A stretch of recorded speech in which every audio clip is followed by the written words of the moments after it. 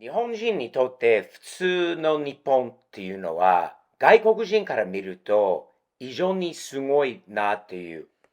見方があります。自分の環境、自分のところばっかりにいると、見えなくなってくるすごいところがいっぱいあります。年末だからこそ忘れてはいけないことをまとめてお話をさせてください。スティーブ的視点のスティーブと言います。いつもご視聴ありがとうございます。チャンネル登録をよろしくお願いいたします。昔日本に住んでた90年代によく分かったことが一つあります。一つのところだけにいると、どんどんそのところのいいところよりも悪いところしか見えなくなってくる現象があると思います。日本に住みながら一旦アメリカにたまに仕事で帰ってきて、遠くから今度見る日本、そして日本にいないからこそ目立つことがいっぱいあります。例えば、日本人にとって当たり前なところがいろいろあると思うんで、すごい目立つところは、特に外から見るとすごい目立つところは、日本の街が綺麗。ほとんどどこに行ってもゴミがない。公衆トイレに入っても綺麗。どこに行っても綺麗な街が多い。アメリカではそんなに簡単には言えないことなんですよね。もちろん日本の中でも東京の中でもいろんな街の中でもちょっと汚くなったところもありますが、まだ海外と比べると日本の街がものすごく綺麗です。綺麗の上にも安全、治安がいい。夜でも考えずに歩けること。それはね、海外で言えないことなんですよね。歩いても子供たちが親なしで電車に乗れること。朝、電車に乗って親が周りにいなくても、そこまで治安のまだいい日本のことを忘れてはいけないなと強く感じます。日本で物を落としたり、忘れ物しちゃったりすると、必ずと言えなくても、ほとんどの時が戻ってきます。現金の入ってた財布を落としちゃいました。どこにあったのか分からなくて、警察署に行ったらちゃんとありましたという話も海外の人が日本に行ったことのある海外の人がよく言うんですよ。何か忘れました。戻ろうとしたらもうないんだろうという覚悟で、海外の感覚で、たらまだありました。安全に大事に通ってくれました。ものすごいそれはね、日本の特別なところだと思います。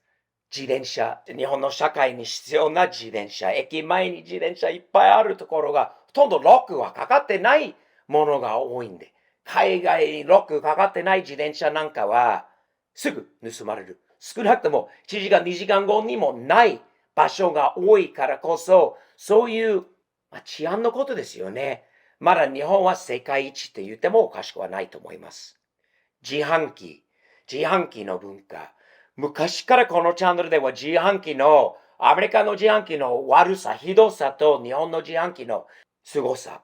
自販機のもう技術以外にも、自販機が置ける、どこにももう物がたっぷり入ってる自販機が多いところっていうのは、治安のいいところです。壊されることのないところです。それはほとんどの日本なんですよね。アメリカはそう限りないです。自販機があっても、自販機の前に分厚いケージみたいなものがあって、手しか入れないような感じの自販機が多い。自販機があっても動くか動かないかっていうアメリカの現状。昔からはそのままのことは、日本ではそれはない。それも日本人の国民性にも言えることがあります。日本人の細かさ、日本人の技術、日本人の中にも、今このままでいいかもしれないんだけど、どうやってもっといいものを作るのか、改善をしていくことが、日本人の中にあることが、素晴らしい国民性のことだと思います。外国の人にも、それは別に全然ないっていうわけじゃなくて、でももうこのままで良ければ、このまま動けば別に改善する必要はない。そういう考え方がないことと比べると、外から日本を見て、すごいなって、もっと海外、アメリカ人としてもっと自分たちを勉強しなきゃいけない憧れの一つのところです。タイムリー、時間通り、時間よりも早く着くこと。日本人の中でもうミーティングは今日は7時からですって、6時45分、6時50分に着くことが当たり前なことなんですよね、日本では。海外ではそう限りないんです。遅れますという連絡があってもなくてもおかしくはない。どっちかといえばない方が多いアメリカ。日本では遅れるっていうことはすぐ連絡しますよね。遅れてくことはめったにない日本になってる、そういう社会になってることがすごいことだと思うんですよ。昔からこのチャンネルでも地獄通りの日本の電車、外国人として行って最初に昔から今でもすごいなと思うのは日本の電車、あんなに複雑な地下鉄、電車のある中ではほぼ時刻通りで動く電車というのは素晴らしいことだと思います。海外でも遅れてもまずは謝ることは一切ありません。日本でたった1分数十秒で遅れることに申し訳ございません。すみませんという言葉が出る。ということも、それも日本人の国民性にある。間違った時に何か悪いことした時に頭を下げること。これはね、簡単に海外の人、アメリカ人とかはできないんですよ。スティーブはね、謝りすぎっていうのはよろしくないっていうのはあるかもしれないけど、日本人は頭下がりすぎっていうのはあるかもしれないけど、でも頭下げなきゃいけない時があるでしょう。それができるかできないか。どんなに自分が悪くても、申し訳ないです、すみませんと言えない人も海外に多いんで、アメリカの中に多いです。だってアメリカの感覚だったら、謝るなんかは自分は責任取らなきゃいけないって、今度損害賠償とか訴えられることとかって、なかなか申し訳ないです、すみません、頭下げる環境じゃなくなってきたアメリカがおかしいと思うんですよ。日本と比べて。ある意味では日本人は謝りすぎるっていうところがあるかもしれないんだけど、逆にアメリカ人は謝らなさすぎるというところもあると感じますね。日本食、日本にある日本食じゃなくても、コンビニレベルでも日本のスタンダード、食品のスタンダードは世界のスタンダードより全然上だと思います。値段の割には美味しいものをどこでも、いつでも、何時でも、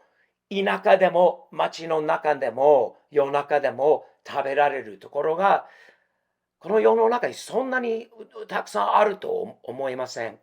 特にレベル的に、外国人は日本のコンビニは大好きなんですよ。なぜ日本のコンビニがこんなに人気なのかっていうと、海外にないから。海外にないわけじゃないんですが、同じようなコンビニがない。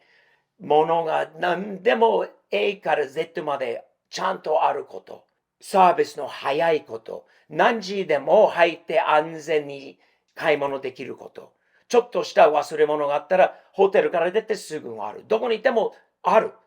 ところがすごいと思うんですよ。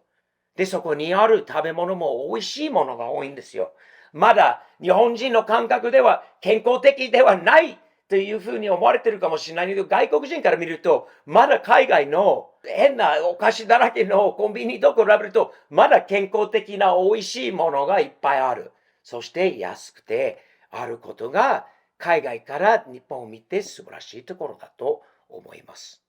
日本の素晴らしいところ、もしかしたら一番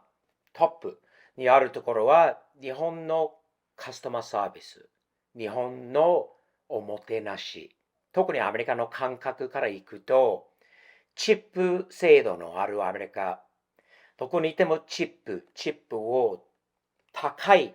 ものの上にさらにチップを払わなきゃいけない。払わされるような感じになるアメリカと比べて、日本にほとんどのところ、100% と言えないんですが、カスタマーサービスが素晴らしいです。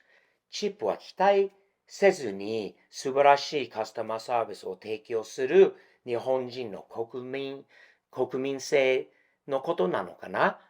素晴らしいところだと思います。アメリカ人は見習わなきゃいけないところ。私の周りの人が日本にいて帰ってくると、